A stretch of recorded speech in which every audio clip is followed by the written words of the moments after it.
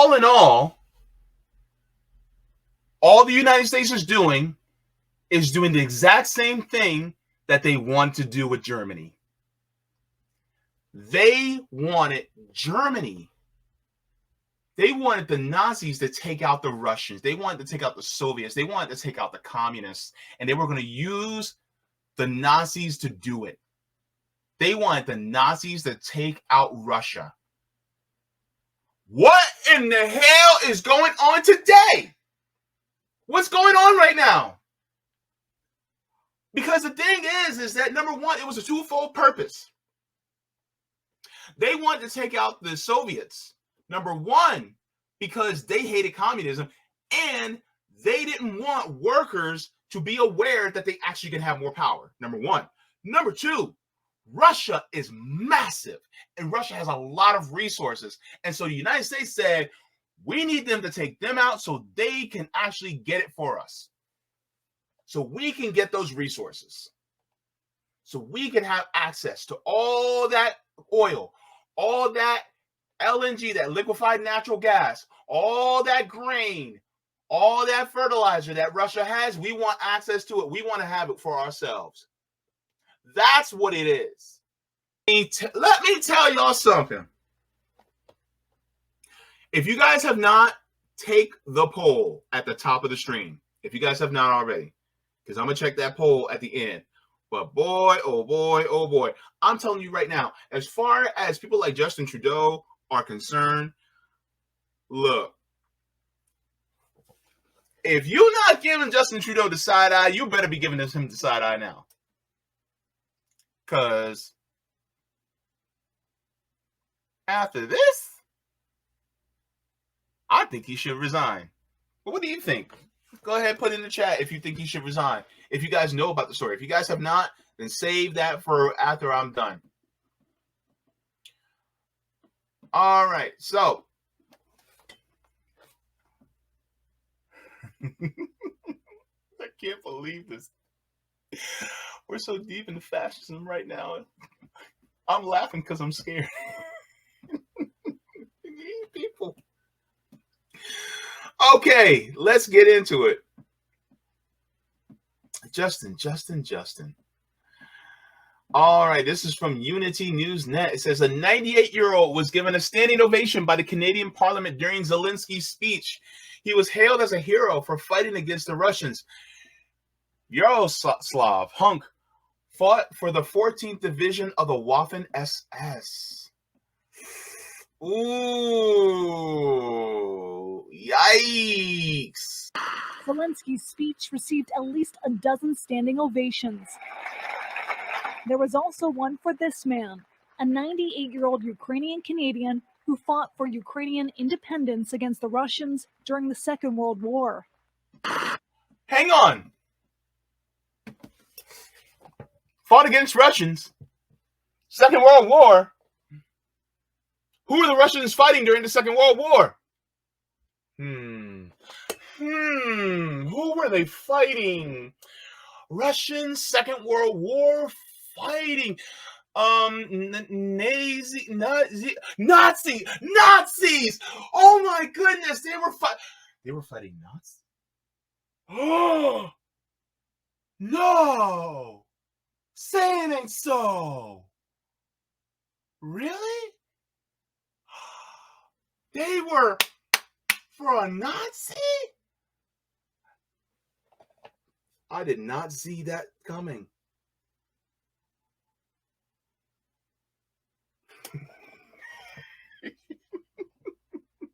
Wait.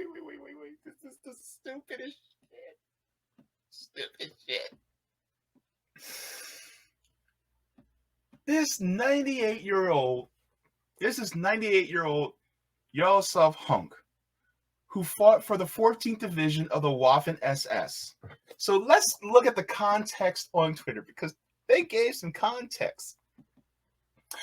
So it says readers added context they thought what people might want to know. The Galician SS and the Ukrainian insurgent army, both factions worked alongside each other, committed various massacres against Jews, Poles, Czechs, Slavics and Soviet partisans during their operation and collaboration with the SS and the Nazis. Oh, do you hear that? Justin Trudeau's face just shattered on the floor.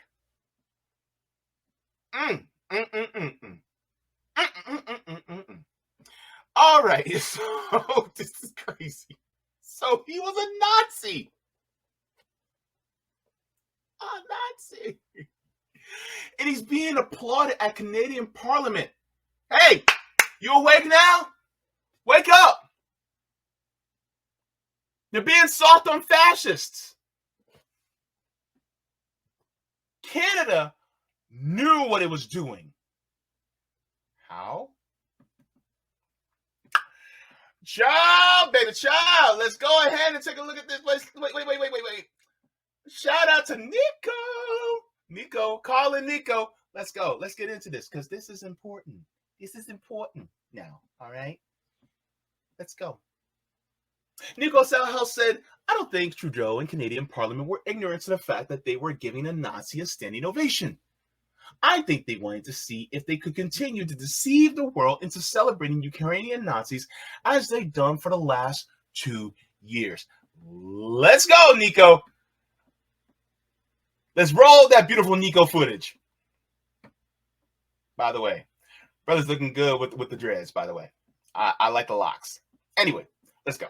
Canadian politicians were forced to apologize after they accidentally gave a standing ovation for a literal Nazi. That's right. During Zelensky's visit to Canada, the legislature there gave Yaroslav Hunk, 98-year-old World War II veteran, a standing ovation for being a hero of the Ukrainian independence movement at the time. And what's crazy is the fact that they were singing his praises for fighting against Russia in World War II. I mean, I'm just saying that probably should have been the clue because it's pretty well established history that Russians fought against Nazis. But even still, if Canadians had did a little bit of research before celebrating a literal Nazi, they would have known that Honka volunteered for the Waffen Grenadier Division, which is a Nazi unit commanded by a Nazi. Pause. Let's take a second to look at this tweet from Politico. Nazi-linked veteran receives standing ovation. The man literally volunteered to be part of a Nazi unit. Hold on, wait a minute. It's one thing to be drafted. It's one thing to be drafted. But this crusty ass, spent, bland ass Nazi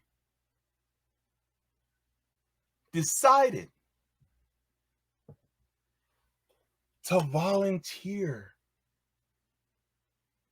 He volunteered. That means he actually wanted to be at war. That means that he literally hates people that look like me. Are you paying attention now? Pay attention. This guy's, dear God. I had to laugh to keep myself from crying. This is crazy. Referring to him as Nazi-linked is like Wesley Snipes referring to himself on the census as black adjacent. But the real question is, are y'all finally ready to admit that there is a Nazi problem in Ukraine, like we've been telling y'all since the beginning of the war? Because these are the type of guys that all your tax money is going to. We're literally giving money to Nazis. That's exactly what's going on. Our government is literally giving the money to Nazis. They can feign ignorance, but they know what they did. And they're not as disgusted as they should be. By the way, remember when Justin Trudeau put on blackface? It kind of tracks, right? Oh, God. Here's Glenn Greenwald. Glenn, take it away. Let's do this.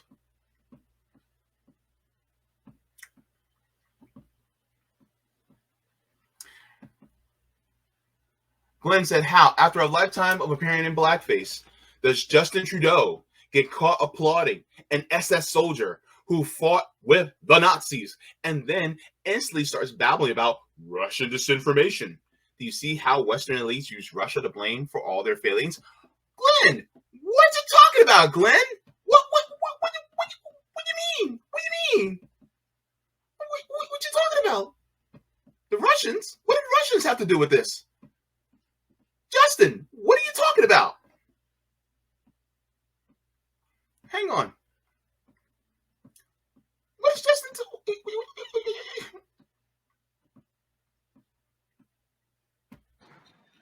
Obviously, it's extremely. Hold up. You see him? Wait. He looks like a deer in the headlights, y'all. He's like, oh no, I got caught. Justin, blink twice if you're in danger. Oh, you in danger, girl. You in danger. Danger! Obviously, it's extremely upsetting that this happened. The speaker has acknowledged his mistake and has apologized. But this is something that is deeply embarrassing to the Parliament of Canada and, by extension, to all Canadians. I think particularly of Jewish MPs and all members of the Jewish community across the country who are commemorating Yom Kippur today. I think it's going to be really important that all of us push back against Russian propaganda, Russian disinformation, and continue our steadfast and unequivocal support for Ukraine, as we did last week with announcing further measures to stand with Ukraine in Russia's illegal war against it. Obviously, it's extremely upsetting that this happened. You don't feel that way, Justin. You don't. What? I was born at night, not last night. You mean to tell me in a first world rich country like Canada,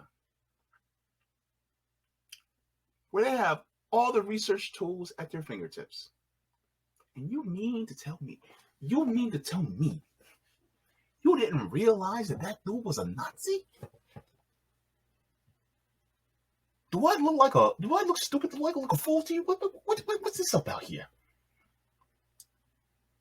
Do I look like, am I an idiot here just to amuse you? What do you mean that you were caught off guard? What are you talking about? Huh? This doesn't make no sense.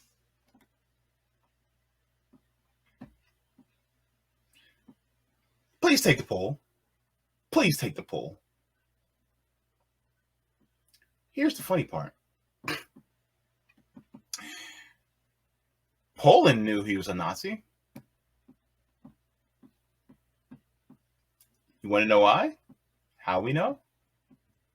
Let's take a look. So Nick, my comrade from Revolutionary Blackout Network, shared this little gem. He said the Nazi who was honored by Canadian Parliament about to get extradited because he embarrassed Canada.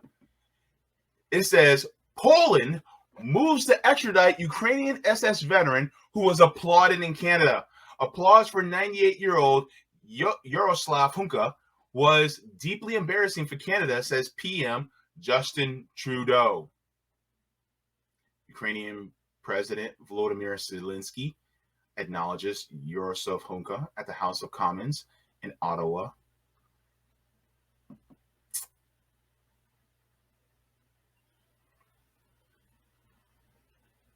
Extradite to Poland. Extradition. If Poland knew, what makes you think Canada didn't? This was so bad that the Canadian Speaker of the House resigned. That's right. Resign. Oh boy. Ooh boy. Let's go. Let's get into it.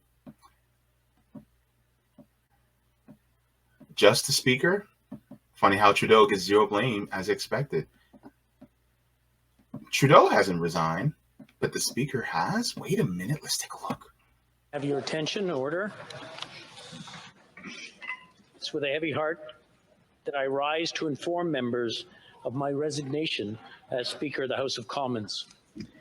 It has been my greatest honor as a parliamentarian to have been elected by you, my peers, to serve as the Speaker of the House of Commons for the 43rd and 44th Parliament. I've acted as your humble servant of this House, carrying out the important responsibilities of this position to the very best of my abilities. Je tiens à vous remercier. I would like to thank you, my colleagues, for your support and for your collegiality during my term as Speaker. This House is above any of us. Therefore, I must step down as your Speaker. I reiterate my profound regret for my error in recognizing an individual in the House during the joint address to Parliament of President Zelensky. That public recognition has caused pain to individuals and communities, including the Jewish community in Canada and around the world, in addition to survivors of Nazi atrocities in Poland, among other nations. I accept full responsibility for my actions. My resignation is effective at the end of the sitting day tomorrow, Wednesday, September 27th, to allow preparations for the election of a new speaker. Until that time, the deputy speakers will chair the House proceedings. Thank you. Merci.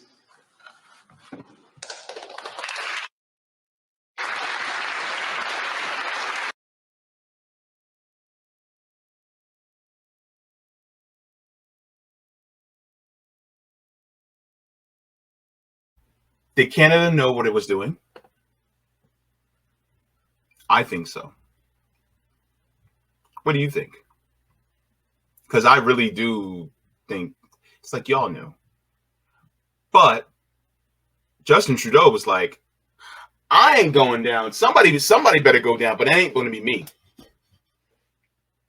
They had to have one person to blame.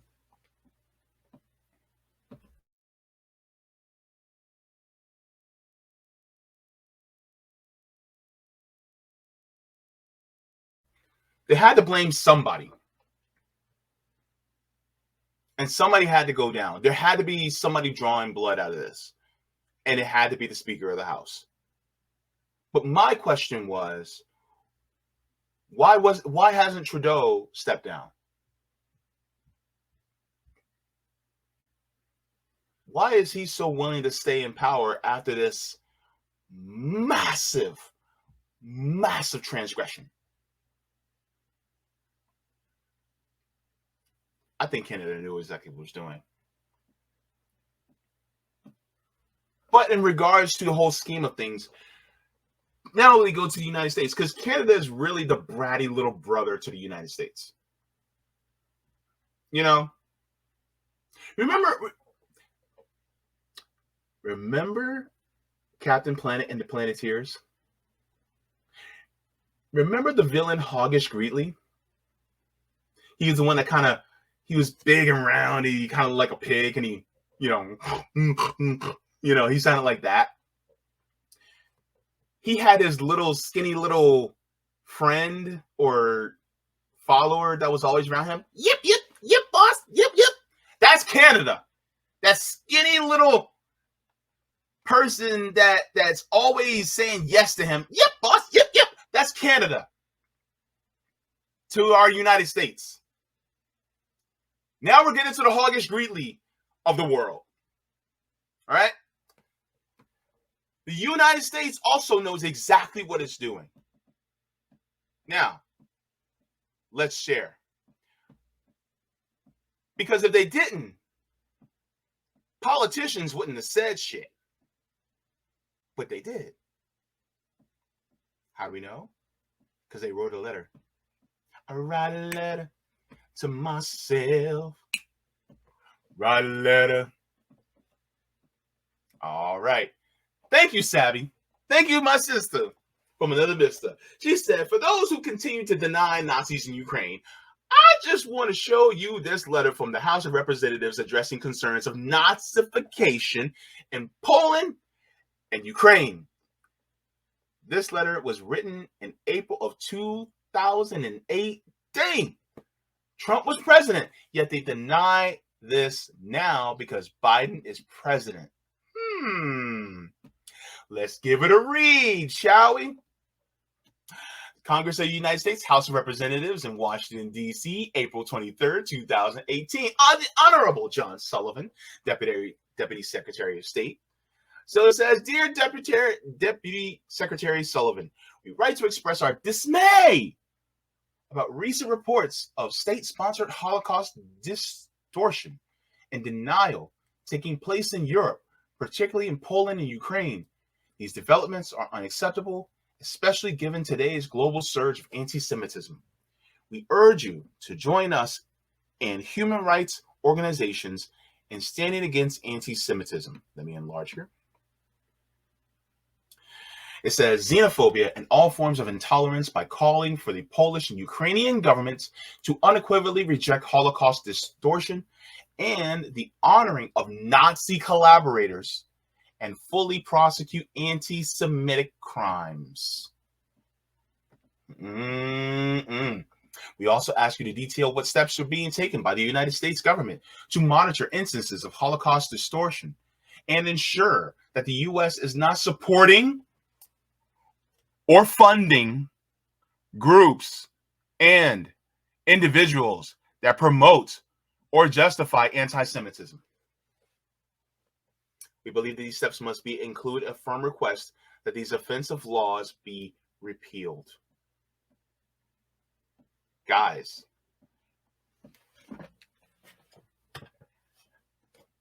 what is our government doing in Ukraine right now? Who are they funding?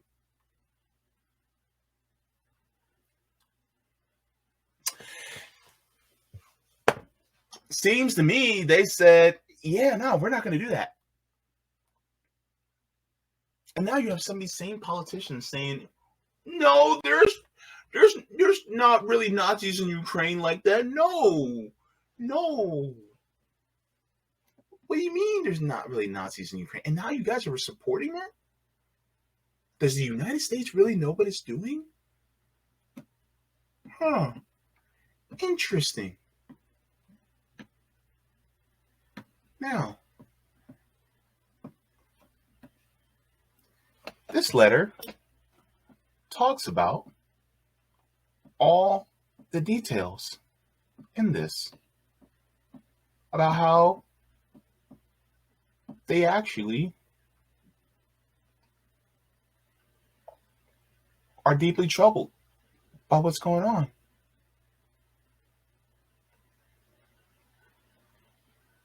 So,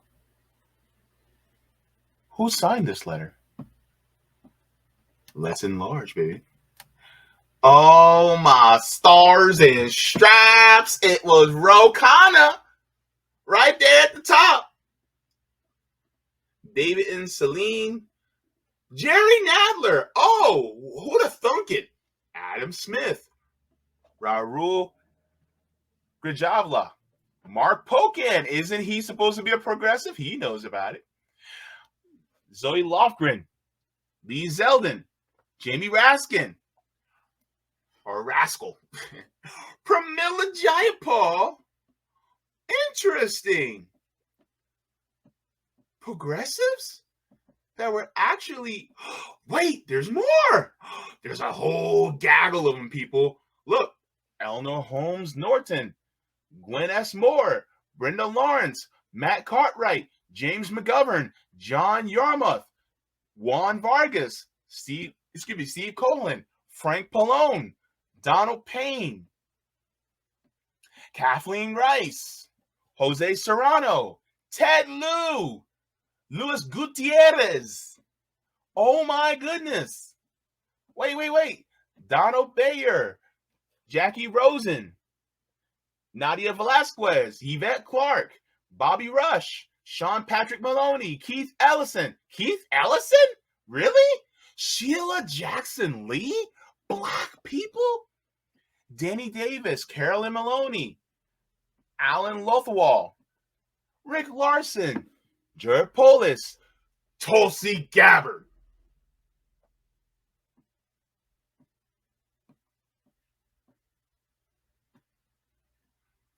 Debbie Wasserman Schultz,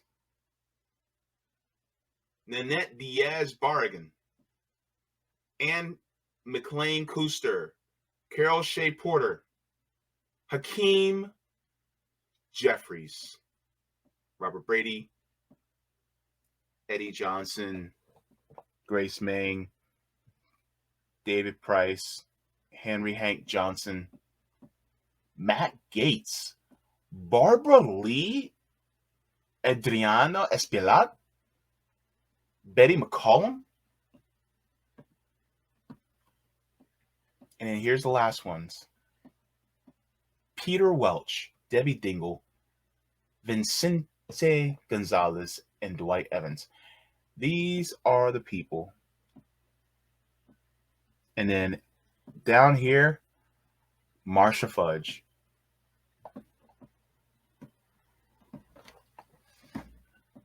Now, I saw Savvy talking about this the other night, and one of the things that she actually reflected on, which my sentiments are the same, is for the Black Congress people that sign on to this and now are voting to fund this Ukraine war, shame on you. This is the equivalent of giving money over to the KKK. Shame on you. Your ancestors are turning over in their graves right now for the transgressions you're doing against your own people. You're putting us at risk just so the United States government can get its grubby little hands on Russian resources. That's all this comes down to. Now,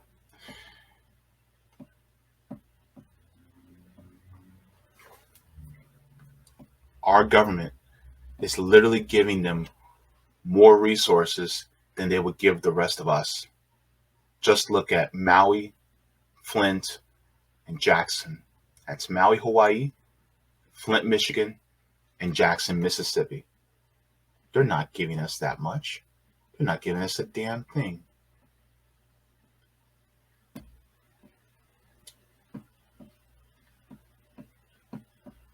Let's share.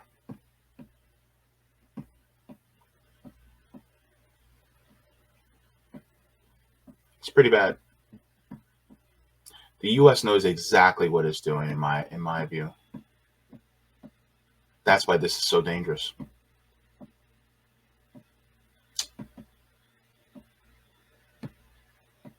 All right. It says, what U.S. taxpayers are getting for their money in Ukraine. It says the U.S. has sent more than $70 billion worth of aid to Ukraine since Russian troops crossed this border last year. But now a battle is brewing in Washington over the Biden administration's request for over $20 billion more. Many Republicans in Congress are opposed. Hardliners in House want to cut off all funding. Others are demanding more oversight.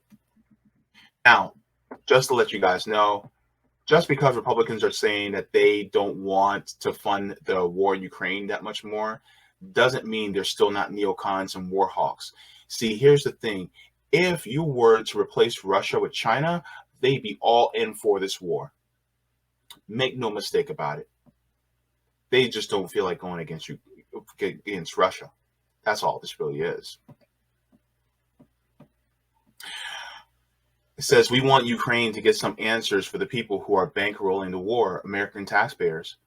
How exactly is your money being spent? And who is watching the weapons and the cash to make sure they end up where they're intended? Our first stop, a forest 15 miles from the front line in eastern Ukraine.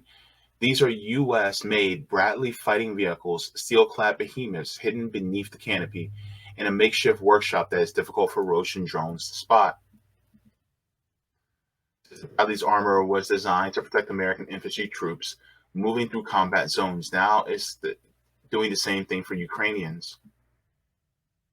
So if you look at here, these are the tanks. The U.S. has sent 186 Bradleys here at a cost around $2 million apiece. So 2 million times 186. You do the math. That's what it is. So the U.S. has spent just over $43 billion on military aid to Ukraine since Russia invaded. The equivalent of about 5% of Americans' defense budget. European countries combined have contributed around $30 billion. So the United States by itself has contributed more than Europe. American rocket launchers are now reaching deep into Russian-occupied Ukraine, and the Patriot air defense system is shielding millions of Ukrainian civilians from airstrikes.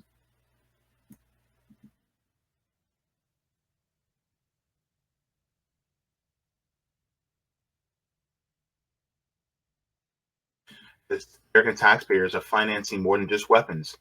We discovered the United States government is buying seeds and fertilizer for Ukrainian farmers and covering the salaries of Ukraine's first responders, all 57,000 of them. That includes a team that trains the rescue dog named Joy to comb through the wreckage of Russian strikes looking for survivors. And the U.S. also funds the drivers we saw clearing unexploded ammunition from the country's rivers to make them safe again for swimming and fishing.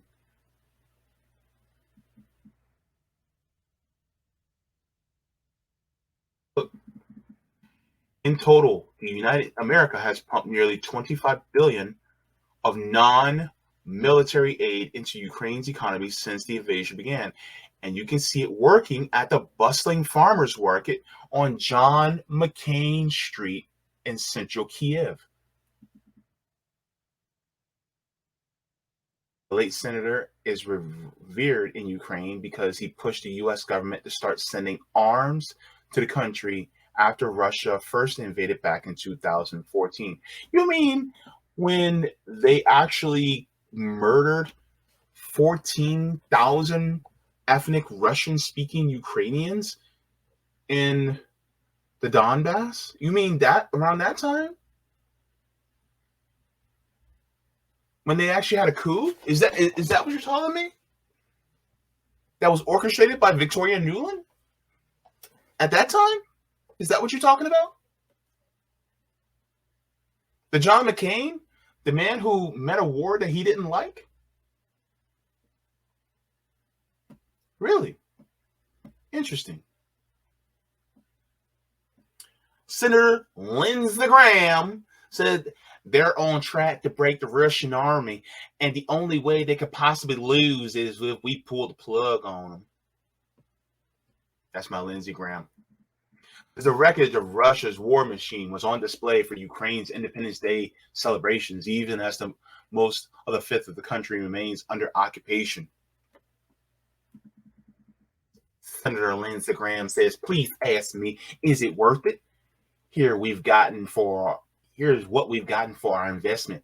We haven't lost one soldier.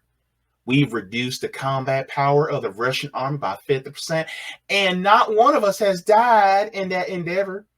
This is a great deal for America." That's Lindsey Graham.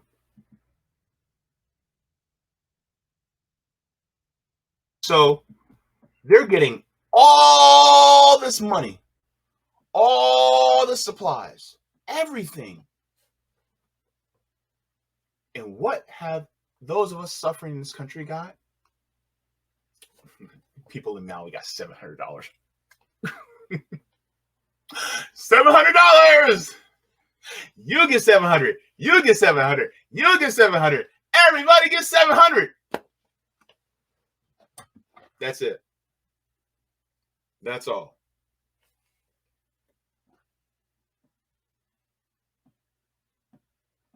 Any wonder why people are pissed? I got something to show you too. This is going to piss you off even more, but you guys need to see this. I want to say a big thank you to Professor Zinkas for this one. Did you know that luxury cars sales is up in Ukraine? Don't believe me? Let's take a look. This is from Professor Anthony Zinkas. Luxury car sales are up in Ukraine, along with all car sales. Mercedes-Benz sales are up nearly 25% over last August, and BMW sales have more than doubled. So please, send more money. Look at this. Look at this. It says flash report, automotive sales volume in 2023. Flash report says these are cases where recently released data and detailed information in the database do not match up for reasons including different information sources and discrepancies between preliminary reports and this could be confirmed data. So this is from September 7th. Let's take a look. Oh, let me go here. All right. So look, maker brand, right? Toyota. In August, 1,118, up from 750. So year over year, 49.1%. Volkswagen, 265.9%. I don't know, Renault, I never heard of that car brand, but oh well. BMW is up 119.8%. They sold in August of 2022 197 cars. But now it's 433. Audi up 55.4%. Mercedes-Benz up 23.2%. Nissan up 136%. Look, they went up 68% on Hyundais.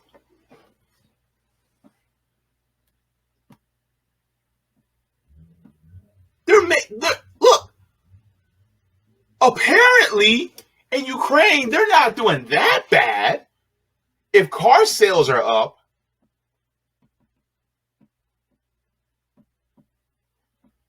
wild, right? How car sales are up, wouldn't that mean that they're doing okay in Ukraine? Is this where our money is going? Look, here you go. Automotive industry portal, mark lines, right? Ukraine automotive sales volume. Look. So, the light gray is 2021. Dark gray is 2022. Blue is 2023. Right? Now, it's up from before the war began. I'm sorry, it's up from during the war in 2022. So if they're doing so bad, then why is the volume up? I'll tell you why. And here is the numbers here. Right? It's because the US is literally bankrolling Ukraine. That's why.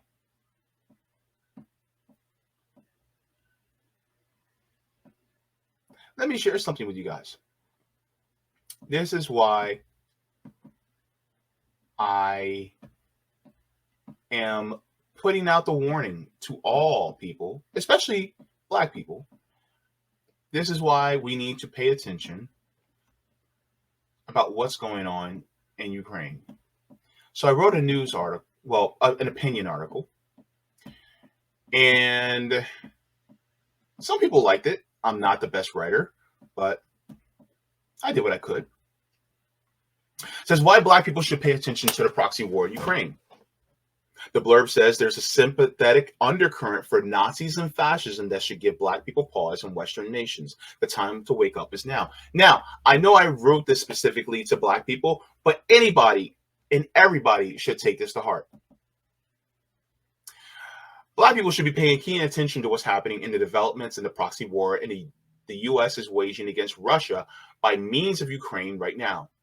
As many of us in independent media have been saying, this war of attrition that the U.S. is funding for the sole purpose of gaining access to Russian resources is revealing how nefarious these corporate governments, I mistyped, is, and shows us how dire of a need we have to change the system from the ground up. Make no mistake, the U.S. government is funding Nazis and they know it. Fascism is not new to us as a group in this nation. We have seen the generational damage it has done to us as well as to our indigenous siblings in the form of genocide. These forces were always here since they landed on Plymouth Rock, but now they have been emboldened since their time of the Third Reich in Germany. Tensions are rising, and I fear complacency from our brethren due to U.S. propaganda having such a massive chokehold on the minds of many black folks here. The recent display of praise and adulation for the SS Nazi officer in Canada as of recent shows that we cannot and must not be lax in our vigilance in pushing for liberation and freedom. Governments like Canada, United States, UK, Italy, France, and Germany have shown us that fascism is still alive and well and will place us back in the chattel state of our ancestors soon enough. So if you guys would like to, then that article is there for you guys to read. If you guys would like to get that a look. But yeah, because the thing is that they are way too lax. Way too much. And this has been going on for quite a while. And if you have never heard, and this is just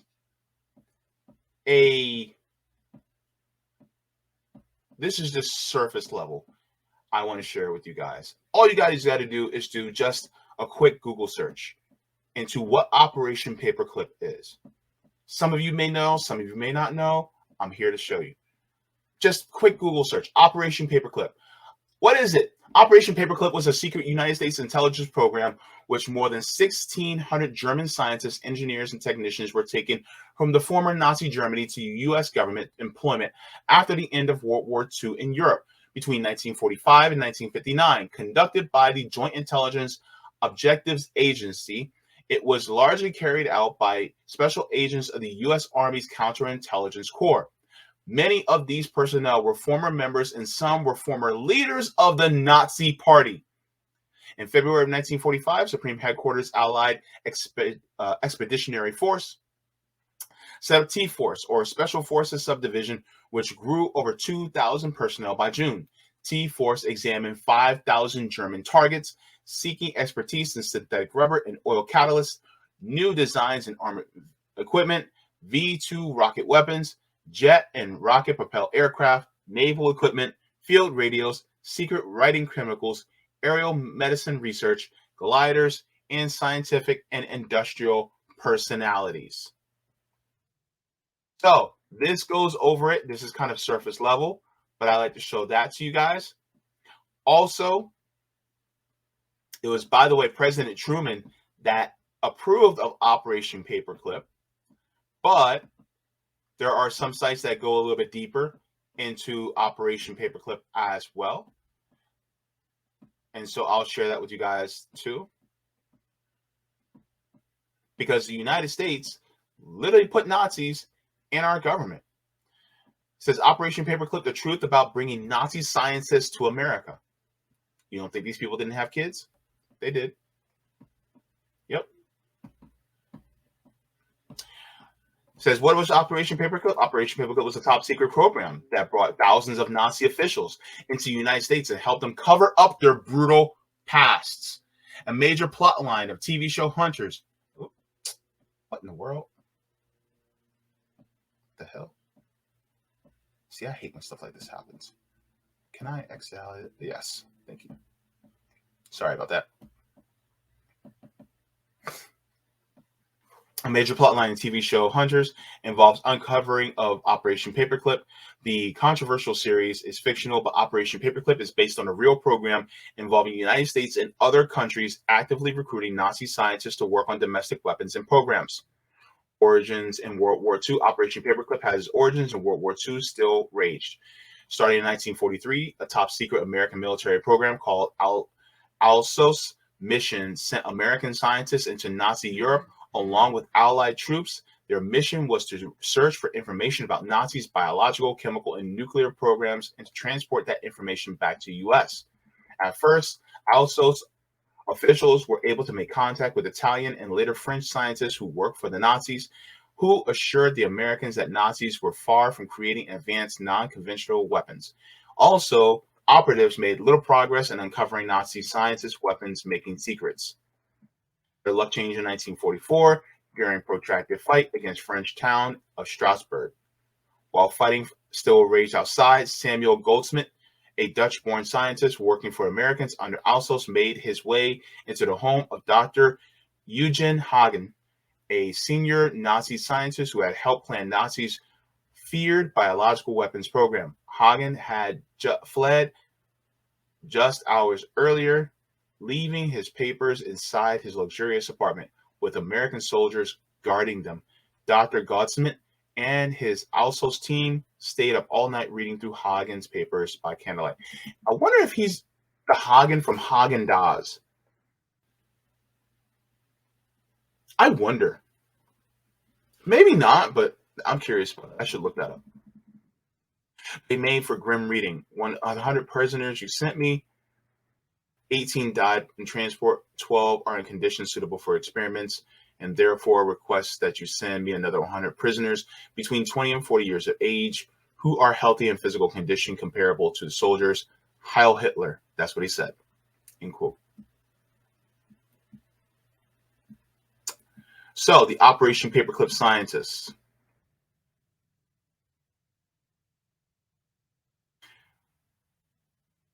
Operation Overcast is a list. One included 100 German rocket scientists to recruit. Arthur Rudolph. I'm just going to go through these. So that's Arthur Rudolph.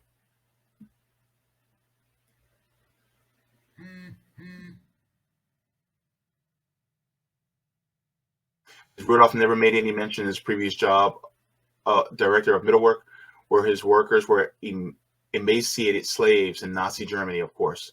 Thanks to Operation Paperclip, almost nothing was known of Rudolph's Nazi past until 1979, when the State Department's Office of Special Investigations, charged with hunting Nazis who hid their past, were living in the United States, was formed. Werner von Braun.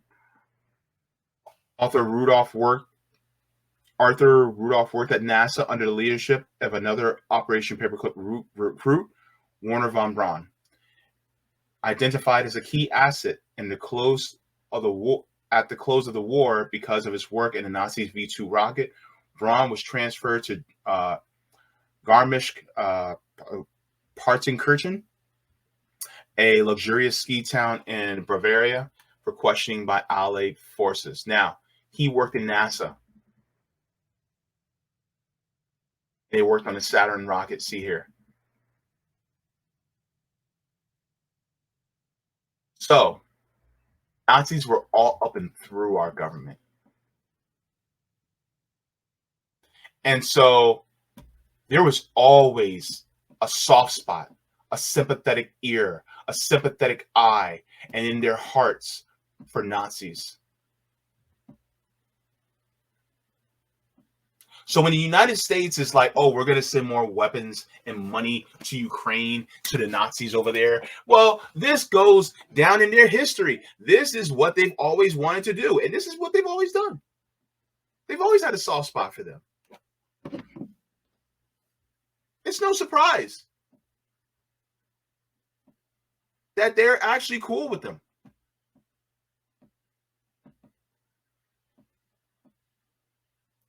Look, the United States has been so cool with Nazis for so long. Even Michael Parenti laid out the U.S. was more in line with Nazis and wanting them to take down Russia, just like any other just like the proxy war in Ukraine. Nazis are the tool that they will use to expand their power.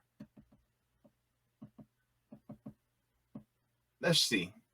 Let's check out what Michael Parenti said. Very interesting.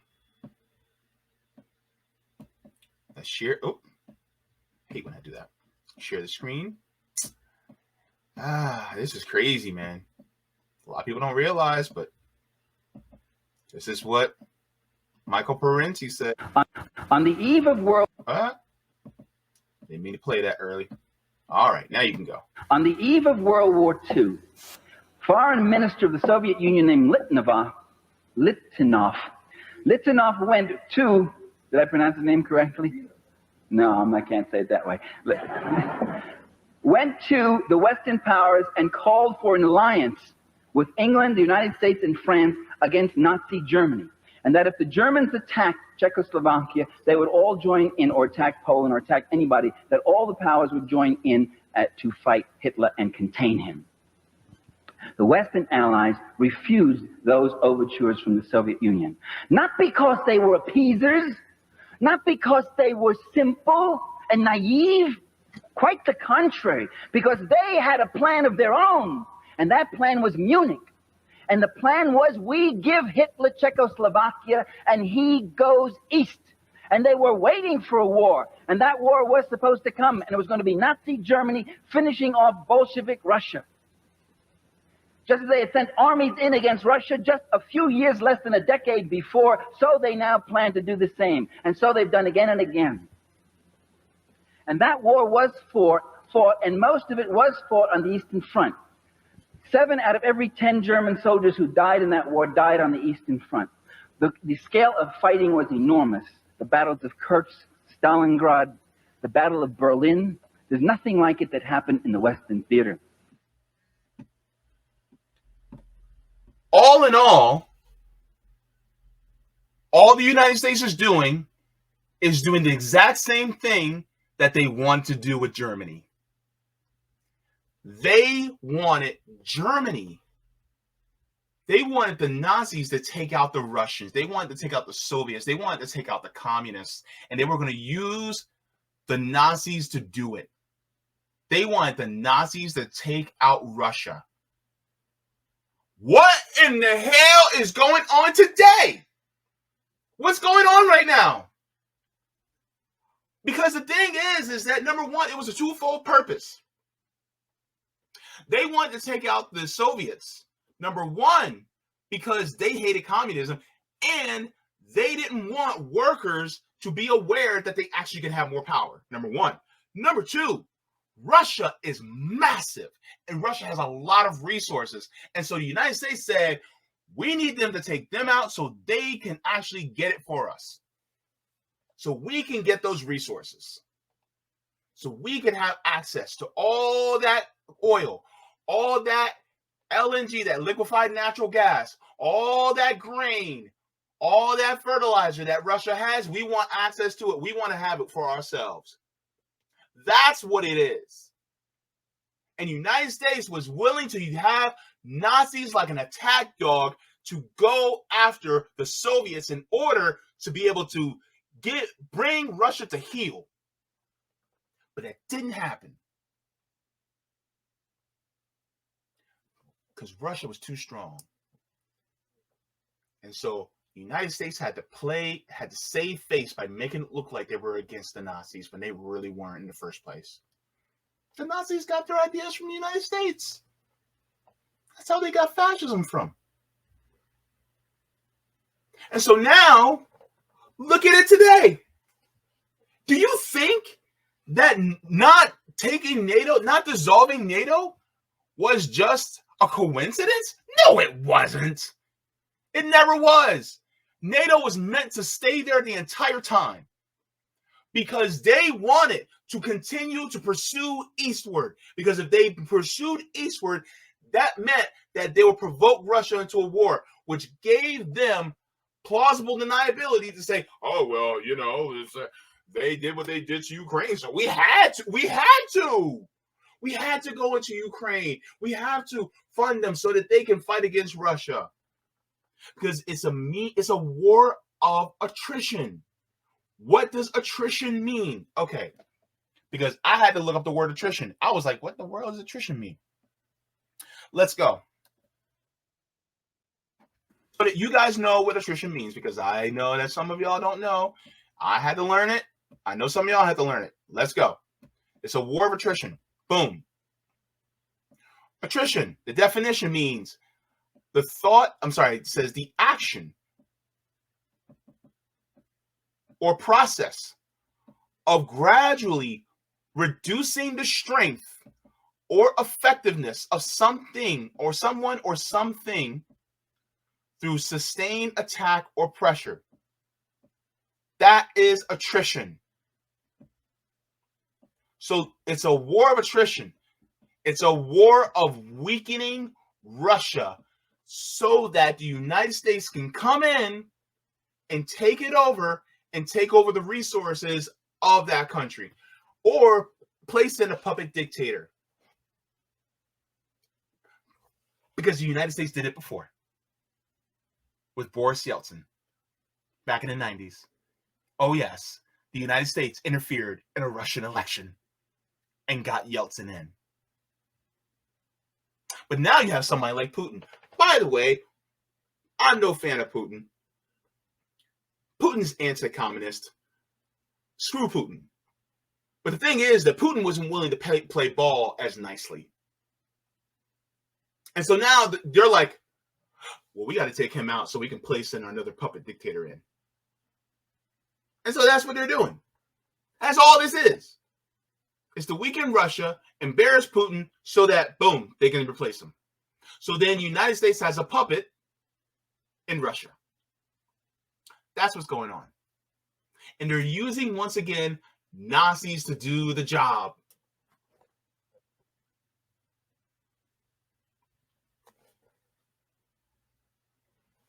That's what it is. That's why they're so soft on Nazis. That's what they're doing. They don't actually care.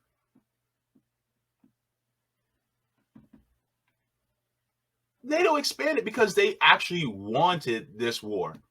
NATO did this on purpose. NATO is a tool of the West in order to create a global dominance. Hell, even Russell Brand talked about it. I know he got some scandals going on, but Russell Brand is actually accurate on it. NATO just admitted. Oh. Don't give it away, Russell. Okay.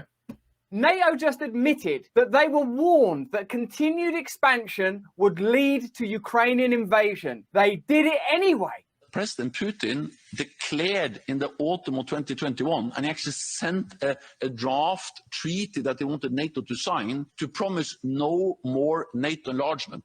That was a precondition for not invade Ukraine. Of course, we didn't sign that. The opposite happened. So it seems that had they been willing to sign a treaty to not expand NATO, this war could have been avoided. So what is the advantage of expanding NATO? And most importantly, why are the legacy media, when reporting on the subject of this ongoing war, this decimation of Ukraine, 500,000 people dead so far, why are they not saying, well, of course, NATO have now acknowledged that they were warned that if they continue to expand, then Putin would invade, and they did it anyway. Stay free. See. I got an analogy. Okay, so let's say hypothetically, you're in the neighborhood and your neighbor got a mean dog, and you know the dog is mean. That dog it barks at you whenever you pass it by. It, right? And you know to stay away from that dog because that dog is mean, but it's behind the fence. But your friend is stupid. Your friend is dumb. Your friend's an idiot, or so you think. And so what your friend does is they provoke the dog. They throw sticks into the yard. They kick the fence. It's a wooden fence. They kick the fence, right? And the dog is like, ah, ah. And they keep kicking the fence. And they keep riling the dog up. Then guess what?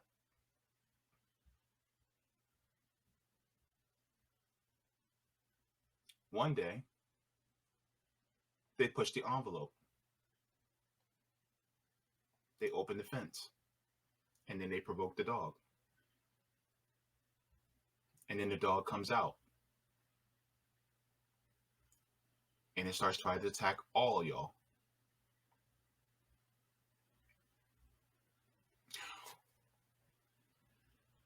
Even though the dog was mean, who provoked the dog in order to make things like this happen? Putin is a mad dog. Fine, go ahead. But who provoked him? The United States did this. Poke, poke, poke, poke, poke, poke, poke. How they did it? They said, oh, we're not going to get rid of NATO, even though the goal of it was to get rid of Soviet Russia. Soviet Union fell back in 91. Guess what? No need for NATO anymore. They said, no, hold my beer. We're going to keep advancing. And so they did. And they got closer, closer, closer, closer, closer. And then on top of it, because they organized that coup, thanks a lot, Victoria Nuland, thanks a lot, John McCain, that they actually started killing ethnic Russians in the Donbass. Guess what? Then the ethnic Russians were like, Putin, we're in trouble. We need help. Putin's like, all right, bet. All right, let's go in. And he tried to keep things chill, but they kept doing it. They kept poking. So then he went in. He's like, all right, fine. Slap that. Next thing you know, now, because they poked the bear, now there's a war. And it gave the United States the reason to put Ukrainian lives at risk and Russian lives at risk to fight in a war, all because the United States wanted to create an excuse in order to take Putin out. We're not dumb. We're not dumb to this. Hell, they created excuse back in 2001 with 9/11 to go in to Iraq and Afghanistan. They're always creating excuses. What did they say? Down to the last Ukrainian? Look, they will make sure that all Ukrainians' lives are at risk so that they can actually get the resources from Russia.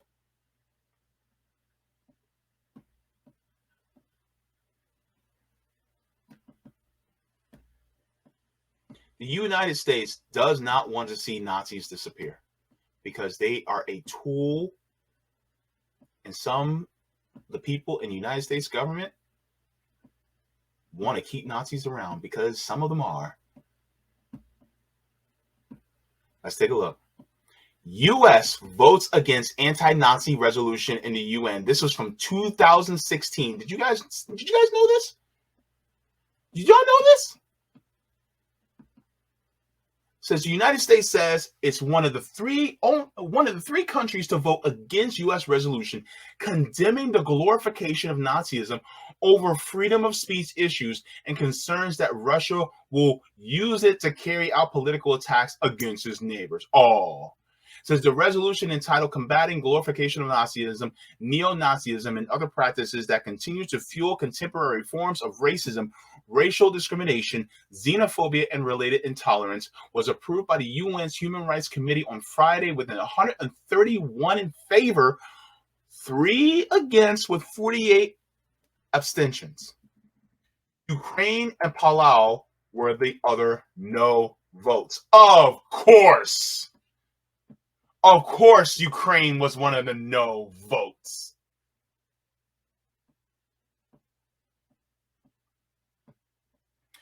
Says we condemn without reservation all forms of religious and ethnic intolerance, or hatred at home and around the world, says Deputy U.S. Representative to the Economic and Social Council Stephanie Amadeo,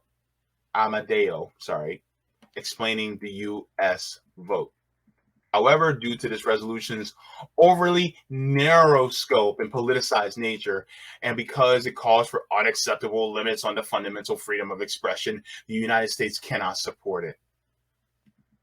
So they're cool with the freedom of expression of Nazis.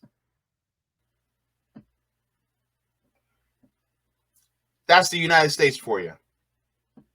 Are you awake? Are you awake yet?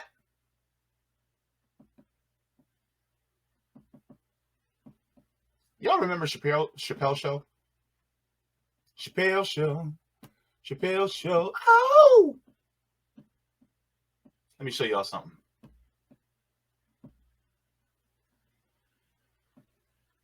I made a joke. I made a jokey joke. But it makes a lot of sense because a lot of people are like, well, Zelensky, but he's Jewish. Zelensky's Jewish. He would never team up with Nazis. Really? Remember this guy? I said, I'm telling my kids this is Vladimir Zelensky. Vladimir Zelensky is the Clayton Bigsby of Jewish people. White power. Yeah, that's Vladimir Zelensky.